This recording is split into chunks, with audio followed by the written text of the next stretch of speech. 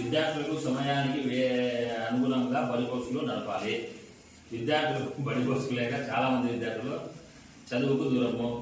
ఇప్పుడు నేను కొత్త వచ్చిన, నేను రాకముందు యాభై ఉన్నాయో అవే నడుపుతున్నాం. ఏం క్యాన్సిల్ కూడా ఏం చేయలేదు సార్. సార్ మా సమస్య ఏమంటే సార్ గతంలో ఉన్నప్పుడు సురేష్ బాబు సార్ గారు ఎలానే నడిచారో అలానే మాకు బడి బస్సులు నడపాలనేసి అలానే నడుపుతాము. ఇప్పుడు 5 వరకు అదే